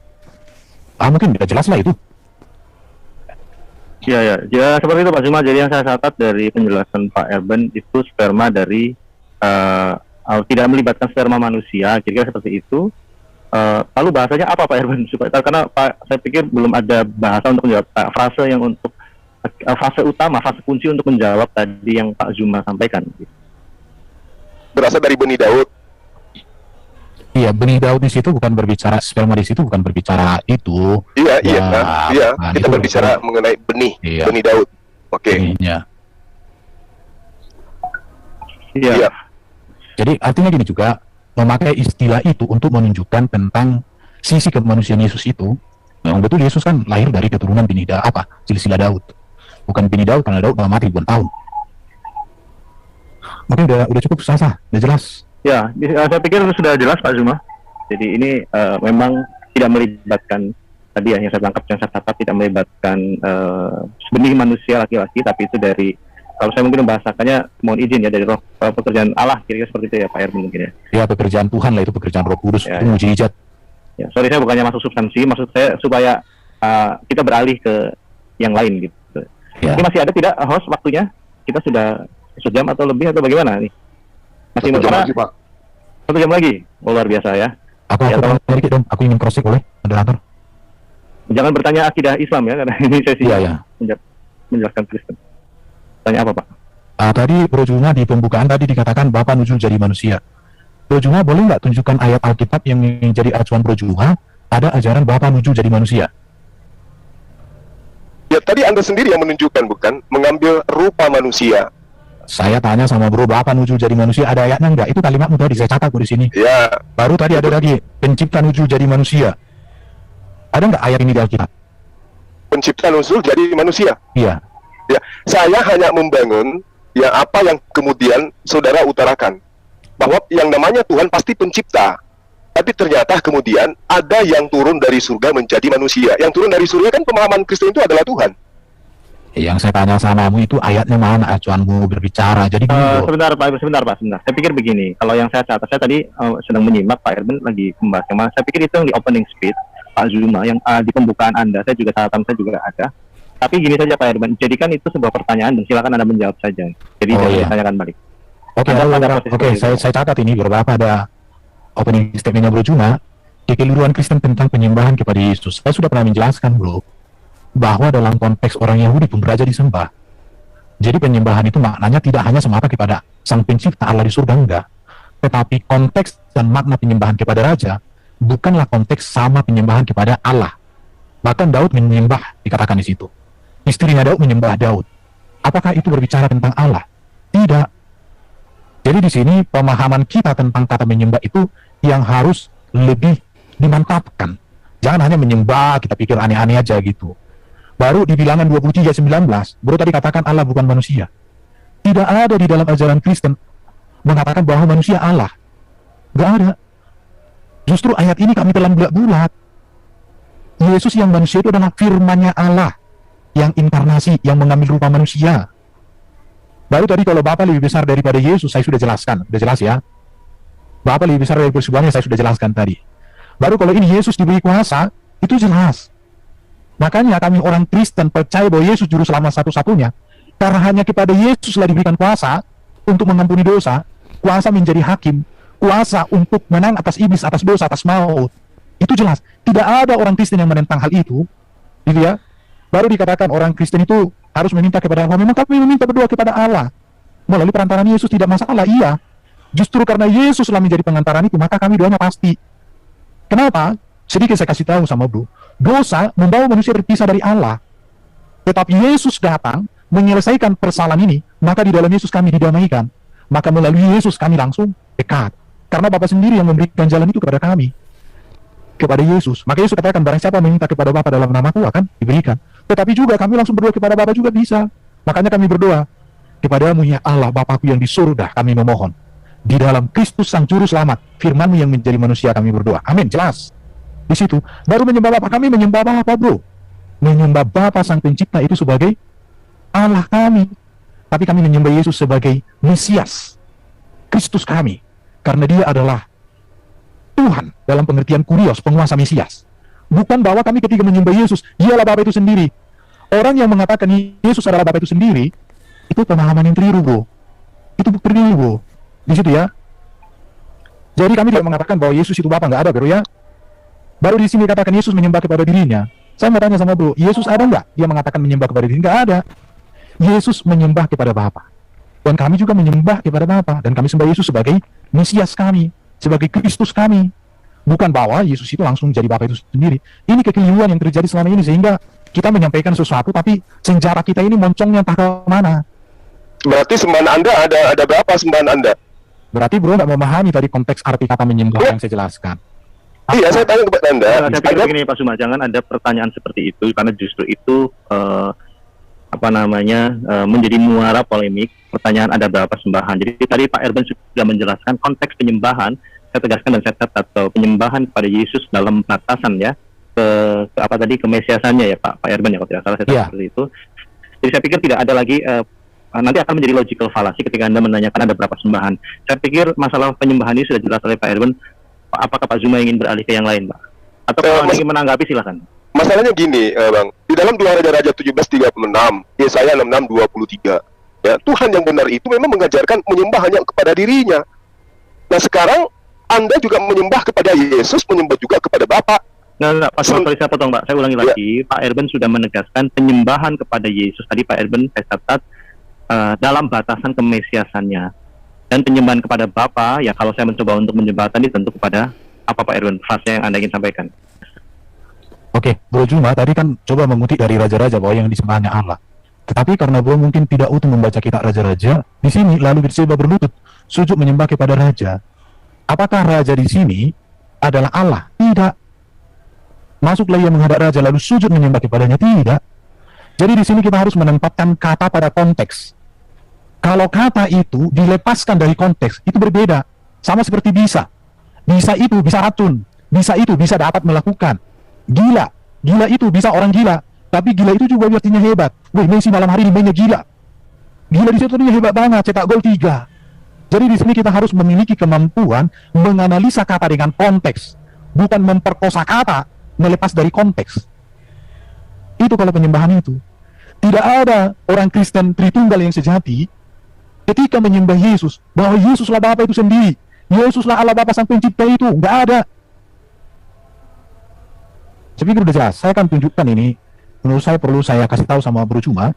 Ya, jadi gini Saudara Erben, saya paham itu ya, tentang penyembahan-penyembahan seperti data yang Anda kasih, saya ngerti. Di dalam 1 Samuel 25-23 juga di situ ada diterangkan bagaimana kemudian orang-orang ketika Abigail melihat Daud juga sujud menyembah ke tanah di hadapan Daud. Apakah kemudian Daud itu Tuhan? Tidak. Tapi permasalahannya di sini tentang Yesus. Kita sejam Anda mengurai sana kemari, itu untuk apa? Untuk meyakinkan bahwa Yesus itu adalah Tuhan. Berbeda dengan satu raja-raja, 2 raja-raja yang Anda tunjukkan. Memang mereka dihormati sebagai raja, tapi Yesus beda. Coba Anda lihat ketika Anda tanya kepada saya, mana pernyataan Tuhan Bapa Nusul mencari manusia? Loh, bukannya dikatakan bahwa pada mulanya adalah firman itu bersama-sama dengan Allah dan firman itu adalah Allah. Lalu kemudian ketika Allah ini diterangkan lagi di data nomor 14-nya, Allah itu telah menjadi manusia. Allah jadi manusia nggak ada ayatnya, Bro. Kok kayak gitu cara bacanya? Sekarang begini kawan, apakah firman itu sama dengan Allah? Oke, saya jelaskan sama kamu ya. Tunggu. Apakah firman itu sama dengan Allah? Saya jelaskan sama kamu. Pak Suma, saya catat. Oke. Firman itu sama dengan Allah dan firman itu menjadi manusia. Berarti Allah itu menjadi manusia. Oke, saya jelaskan. Pak Oke, silakan. Saya tahu pertanyaannya, jangan disimpulkan. Silakan Pak Erben. Oke, saya jelaskan ya supaya Bro memahami nih. Ini waktu yang indah untuk Bro memahami iman Kristen yang sesungguhnya, supaya Bro itu jangan menyampaikan iman Kristen yang bukan sesungguhnya. Perhatikan, pada mulanya adalah firman, NRK, hologos. Kata adalah di sini itu imperfect, aktif, indikatif. Imperfect itu artinya unsur makna terus-menerus. Aktif itu sedang berlangsung, indikatif itu kenyataan. Baru kalau di sini pada mulanya itu, kata mulanya di sini kata benda, bentuk feminim tunggal objek. Jadi kalau dilihat teks Yunani, maka kalimat pada mulanya adalah firman diartikan di dalam permulaan ada itu firman. Ada dan terus-menerus ada dan nyata. Firman itu sudah ada dan terus-menerus ada di dalam permulaan. Itu, kita lanjut di kalimat berikut. Dan itu firman bersama-sama Allah. Kai, hologos, en prostonteon. Dan itu firman sudah ada, terus-menerus nyata bersama itu Allah. Jika kalimat kedua ini dipadukan dengan kalimat pertama, maka dapat diartikan bahwa firman sudah ada dan terus-menerus ada dan nyata sejak dari permulaan, yaitu di dalam diri Allah. Itu jelas. Jadi belajar saya tentang Alkitab seperti ini, bro. Jadi saya berterima kasih hari ini bisa menyampaikan ini samamu. Besok-besok jangan lagi omongkan yang bukan iman Kristen. Dan Allah adalah itu firman, Kaitheos en hologos. Di sini kata adalah di sini dengan kata bersama-sama, dengan kata adalah, ini ada adalah bersama-sama, adalah ini bersama-sama, ini semua itu dari kata ini. Dengan apa ini nih? Lihat. Ini emi. Ada 3 kata emi di situ. Oke? Jadi yang kedua itu, nih, firman itu nyata, ada, berada, tinggal, sedang ada, dan terus-menerus ada di dalam diri Allah. Jadi firman itu adalah Allah, bukan artinya begini, aku adalah Juma adalah aku, bukan gitu. Firman itu adalah artinya Allah, bahwa di dalam Allah ada firman. Karena firman ada di dalam diri Allah, maka firman adalah Allah. Karena sesuatu yang ada di dalam diri Allah adalah Allah. Allah dengan firman-Nya tidak terpisahkan. Satu, itu maksudnya di situ. Saya pikir ini penjelasan sudah sangat sederhana. Supaya Oke, saya tangkap boleh? Boleh, silakan. Oke. Terima kasih atas penjabaran Anda. Yang Anda jabarkan itu adalah firman, sifat yang melekat pada diri Allah. 2 poin yang saya tangkap. Firman itu terus-menerus ada di dalam diri Allah. Kedua, Allah dan firman tidak pernah terpisah. Berarti firman tidak ada pada diri Yesus. Firman ada pada diri Allah. Karena firman tidak bisa keluar daripada Allah. Firman itu terus-menerus ada di dalam diri Allah. Jadi dia tidak bisa berubah wujud menjadi manusia. Makanya saya katakan, firman itu bukan Yesus. Kalau diterangkan pada mulanya adalah firman, firman itu bersama-sama dengan Allah, dan firman itu adalah Allah. Oke, saya sepakat itu. Tapi berbicara mengenai Yesus yang manusia, bukan firman yang unyu-unyu berubah menjadi manusia. Karena menurut Anda, firman itu terus-menerus ada di dalam diri Allah, Allah dan firman tidak pernah terpisah. Tapi kalau Anda kemudian mengatakan firman menjadi manusia, ya, firman itu telah menjadi manusia, berarti firman sudah berpisah dengan Allah. Karena Allah tidak ada sisi kemanusiaan pada dirinya. Sementara Anda menerangkan firman itu terus-menerus ada di dalam diri Allah. Ternyata firman itu keluar dari dirinya dan berada di dalam diri manusia bernama Yesus. Apakah itu benar? Oke ya, berarti Silakan. belum nangkap yang saya jelaskan. Saya bahasanya sangat sederhana. Yang tadi yang saya jelaskan itu kan tentang posisi firman di dalam diri Allah. Sekarang saya masuk ke ayat 14. Firman itu yang ada di dalam diri Allah itu menjadi manusia, mengambil rupa manusia melalui kelahiran dari rahim perawan Maria. Saya kasih gambaran tadi sama bro. Ketika Allahnya bro menyampaikan firman melalui Jibril, ditulis dalam kitab Quran, maka Quran itu dipandang sebagai firman Allah. Apakah Allah bro kehilangan firman? Kan tidak juga bro. Itu hanya sebuah paralelisme aja sih, supaya agak bisa berpikir. Saudara Tetapi Erwin, mohon maaf, moderator. Sebentar, Ya. Pak. Ya, saya boleh lah. Yang penting paralelismenya jangan terlalu berlebihan. Tapi nanti silakan diklarifikasi oleh Pak. Berarti kan ya? Oke. Jadi firman itu, firman yang tidak terlihat, mengambil rupa manusia, supaya terlihat melalui perantaraan rahim perawan Maria. Jadi, yang transenden menjadi imanen. Nah, itu tadi bahasanya sudah jelas sebenarnya tadi. Dari awal ini kembali ke belakang-belakang.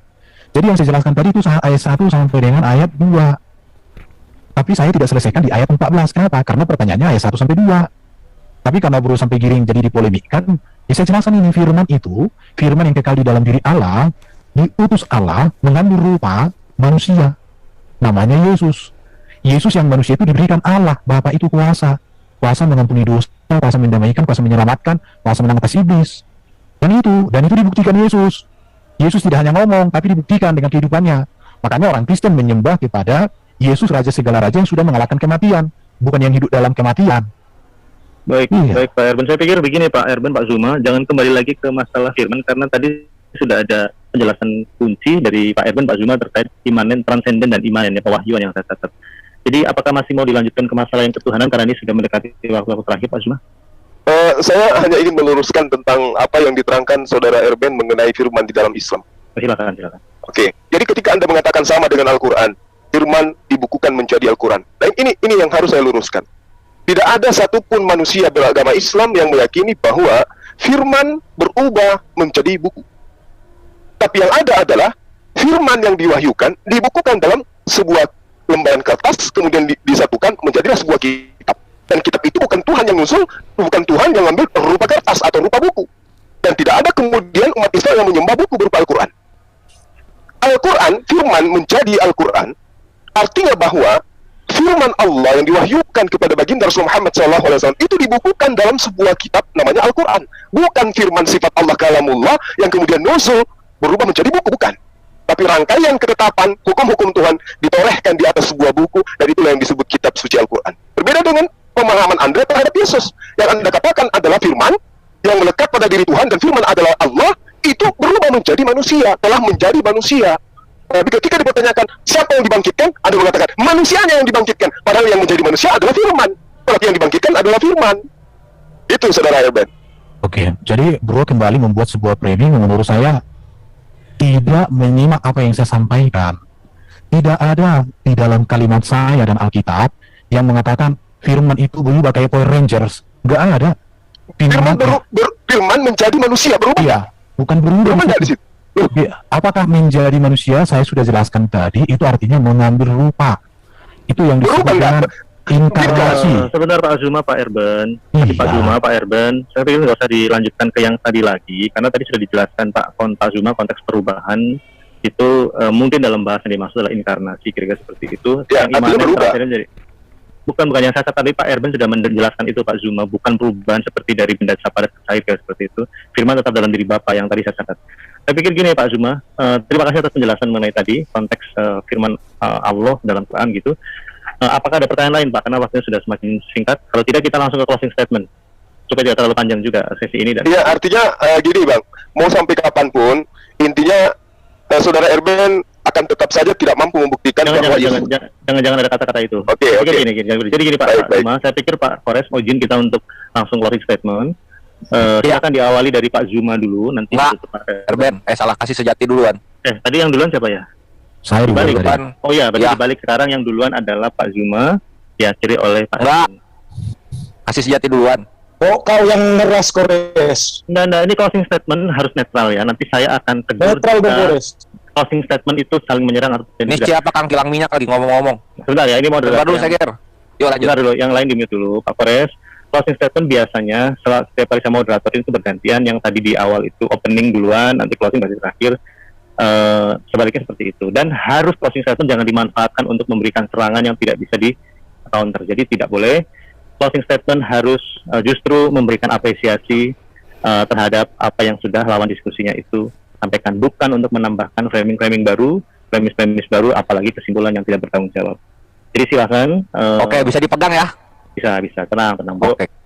Silakan closing statement dari yang tadi sebelumnya yang mengawali adalah Pak Erben, sekarang dari Pak Zuma. Silakan Pak Zuma. Baik, terima kasih atas kesempatan yang diberikan kepada saya. Jadi terima kasih saudara Erben telah mengangkat tema ini yang pada intinya bahwa kata Tuhan yang dinobatkan kepada Yesus itu kita sudah urai, dan saudara pun mengakui bahwa Tuhan dalam arti bahwa Yesus ini tidak setara dengan Sang Bapa, Sang Pencipta dan seterusnya. Itu poinnya di situ. Lalu kemudian ketika saya mengatakan bahwa Anda menyembah Yesus, sementara di dalam 2 Raja-Raja 17:36, Yesaya 66:23 yang harusnya disembah dalam perspektif Tuhan pencipta langit dan bumi itu hanya Allah saja yang sahabat mungkin sebut dengan sebutan Bapa. Dan lagi-lagi saudara mengatakan bahwa penyembahan terhadap Yesus itu sama ketika penyembahan terhadap Daud, penyembahan terhadap Musa dan seterusnya. Artinya bahwa salahlah orang-orang yang menganggap Yesus itu adalah Sang Bapa itu sendiri yang muncul menjadi manusia, dikarenakan karena ternyata Tuhan yang Anda maksud ini adalah sebagai kurios, sebagai Tuhan yang diberi kuasa oleh Tuhan di atas muka bumi ini. Artinya dari saya mengambil poin yang sangat bermanfaat dari paparan saudara yang berdata dan berdalil bahwa Yesus kedudukannya tidaklah lebih besar dari Sang Pengutus. Posisinya hanyalah utusan. Dia adalah manusia yang kemudian Anda katakan memiliki dua natur. Satunya adalah natur manusia, satunya adalah natur keilahian. Sangat disayangkan kalau saya sendiri mengatakan bahwa pada sisi Bapa itu tidak ada sisi kemanusiaan. Hanya Yesus yang memiliki sisi kemanusiaan dan memiliki sisi keilahian. Sementara sisi keilahian yang Anda maksud itu adalah pekerjaan-pekerjaan yang dilakukan Yesus, seperti membangkitkan, lalu kemudian mengatakan dosamu telah diampuni, itu adalah pekerjaan-pekerjaan diperintahkan oleh Tuhannya untuk ia lakukan di tengah-tengah Bani Israel. Jadi sisi keilahian yang dimaksud di Yesus itu adalah sisi mujizat yang diberikan Tuhannya kepada Yesus. Jadi tidak ada kemudian hal yang bisa Anda utarakan menurut penilaian saya yang bisa mengangkat posisi Yesus sebagai oknum yang senantiasa menyembah taat kepada Tuhan berubah menjadi Tuhan itu sendiri. Saya kira begitu, sahabat Erben. Terima kasih atas kesempatan yang diberikan untuk kita membahas tema ini. Ya, mudah-mudahan Anda panjang umur, sehat selalu, dan bahagia bersama dengan keluarga. Moderator, terima kasih, Anda sangat luar biasa. Terima kasih. Pak Zuma, terima kasih atas closing statement-nya. Silakan Pak Erben mengefektifkan waktu. Closing statement 2-3 menit, jangan terlalu lama pada poinnya, dan apresiasi kepada pihak bukan lawan ya, tapi partner dialog gitu. Terima kasih. Silakan Pak Erben. Oke, terima kasih Bro Juma. Diskusinya sangat hot, indah, mantap. Kayak ginilah yang mantap. Terima kasih Bro Edo ya. Jadi Bro Juma, saya mau tegaskan sama semua orang, ketuhanan Yesus itu berbicara ke penguasaan Yesus sebagai Mesias, sebagai Kristus. Dia adalah Raja, dia adalah Nabi, dia adalah Imam, dia Hakim yang adil. Maka kekristenan tidak memahami bahwa Tuhan Yesus artinya bahwa Yesus Bapa sendiri, atau Yesus adalah Bapa di surga yang jadi manusia. Bukan. Kalau ada orang yang menganggap bahwa Yesus adalah Bapa di surga sendiri yang jadi manusia, itu jauh dari yang namanya ajaran Tritunggal Kristen sejati. Dan iman Kristen itu berpusat kepada ketuhanan Yesus yang berasal dari Allah Bapa di surga. Di situ. Jadi ini yang selama ini banyak orang salah memahami tentang beda kata Tuhan dan Allah. Tidak bisa membedakan antara sifat keilahian Yesus yang kekal di dalam diri Allah dengan sifat kemanusiaan Yesus yang baru ada setelah dilahirkan atau ada di dalam rahim perawan Maria. Dan saya mau katakan sama bro, kalau ada yang mengatakan Yesus adalah Bapa itu sendiri, itu sudah diputuskan oleh bapak-bapak gereja, itu keliru ya. Orang mengatakan bidat, tapi kalau orang lagi emosi katakan bodat, ya udahlah urusan berikutnya itu ya kan. Jadi di sini kemanusiaan Yesus itu memang berasal dari rahim Maria. Maka karena itu Yesus mengatakan dia lebih kecil dari Bapa kemanusiaannya. Tetapi keilahian Yesus sebagai firman itu kekal di dalam diri Allah. Ini yang perlu saya tegaskan kepada kita. Jadi bagi kami kemesiasan Kristus itu menegaskan ketuhanan Yesus, bahwa dia berkuasa. Dan karena itulah maka di dalam kekristenan tidak ada keraguan bahwa Yesus inilah juru selamat. Tidak ada keraguan bahwa Yesus inilah yang bisa membawa kita ke surga.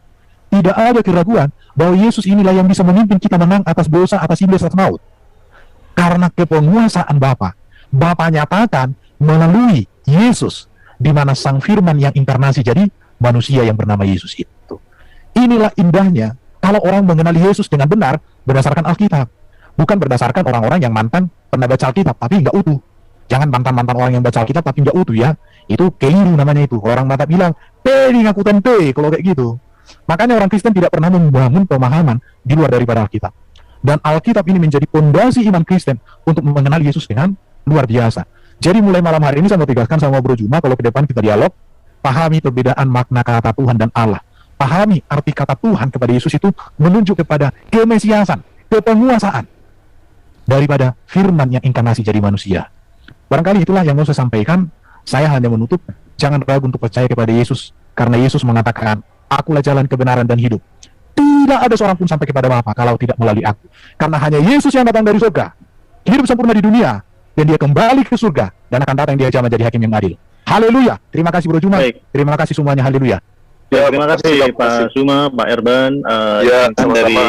Dari host untuk memberikan closing statement sedikit, menyampaikan apresiasi kepada host, kepada tuan rumah, dan juga kepada channel-channel Muslim maupun channel-channel YouTube Kristen, para apologet, Zoom MMKI jangan lupa. Ya, Zoom ini lah, saya tidak hafal persatu ya. Silakan nanti promosikan sendiri, tapi intinya ini bisa mewakili kerinduan kita semua memberikan sumbangsi bagi bangsa dan negara kita yang kita cintai, Indonesia, supaya semakin rukun dalam kebinekaan, menempatkan keimanan itu pada posisinya, tidak pada posisi yang salah, yaitu polemik dan debat-debat yang menjurus kepada perpecahan. Jadi sekali lagi terima kasih atas partisipasi para narasumber ya dan host. Jadi dari kami menyampaikan selamat malam, selamat aktivitas, dan salam sehat selalu. Baik teman-teman yang dikasih oleh Tuhan, kita sudah menyimak dari awal hingga akhir bagaimana diskusi ini berlangsung dengan luar biasa. Anda dapat memetik apa yang menjadi poin untuk teman-teman sendiri. Tidak perlu kepanasan, tidak perlu baperan, bahkan Anda harus menjadi orang cerdas di dalam memahami segala sesuatu. Anda boleh beragama, Anda boleh berkeyakinan apapun, tapi Anda harus pintar dan tahu dari mana asal muasal agama Anda dan bagaimana penentuan-penentuan di dalamnya, dan bagaimana kita dapat memahaminya secara sejarah dan juga dari mana literatur-literatur yang dibukakan. Tentu runut semuanya dan dapat dipertanggungjawabkan. Kalau kita bisa mendengar dan melihat dengan jelas dan detail teman-teman dari perdiskusian yang ada ini, maka kita lihat bagaimana ustadz tersebut mutar-mutar dalam mencari literatur dan mempertanggungjawabkan apa yang dipertanyakan. Tentu apa yang disampaikan oleh apologetik Kristen tersebut sudah sangat luar biasa, mampu menjawab. Tetapi apa daya bahwa cara pandang, perspektif yang digunakan oleh kedua belah pihak itu berbeda. Maka tentu dari segi pemahaman Kristen itu sudah tepat, tetapi dipahami dengan cara pandang Islam, maka semuanya menjadi berantakan. Oleh karena itu, kalau kita kepengen belajar tentang Alkitab dan seluruh yang dipertanyakan oleh sang ustadz tersebut yang sering selama ini membahas Alkitab, maka sebenarnya sudah sangat jelas. Yang diperlukan adalah dia mau mengakui kebenaran dalam Alkitab yang berdasarkan sejarah pada zamannya, yang berbeda dari tradisi Islam atau Quran atau keyakinan dari sang ustadz tersebut. Maka kalau dipakai dengan dipahami dengan logika yang sangat terbuka, maka ada banyak orang yang akhirnya dicerdaskan melalui video tersebut. Kalau mereka tidak mau belajar, maka mereka terus buta. Tetapi kalau mereka dapat melihat bahwa ini ilmu untuk mereka, maka mereka dapat disegarkan pikirannya dan akan melihat kebenaran yang sejati itu, bukan kebenaran yang dibuat-buat, hanya modal dipaksakan, diklaim, tapi kebenaran yang sudah terbukti dari dahulu hingga sekarang, mampu membawa orang kepada kebenaran yang sejati. Semoga ada banyak orang yang dicerdaskan, karena dengan melihat fakta yang sudah banyak tersebar, itu dapat mencerdaskan Anda dan dapat menilai bahwa keyakinan Anda apakah itu tepat. Saya percaya bahwa Kristus melampaui semuanya. Kita sebagai apologetik Kristen hanya diberi kuasa oleh Tuhan untuk memberi pertanggungjawaban. Selebihnya biarlah Tuhan yang mengerjakan bagi setiap orang. Sampai di sini video saya teman-teman. Semoga Anda cerdas, tidak perlu kepanasan. Jangan lupa untuk mendukung dengan cara subscribe, like, komen, dan share. Sampai ketemu di video selanjutnya. Bye-bye.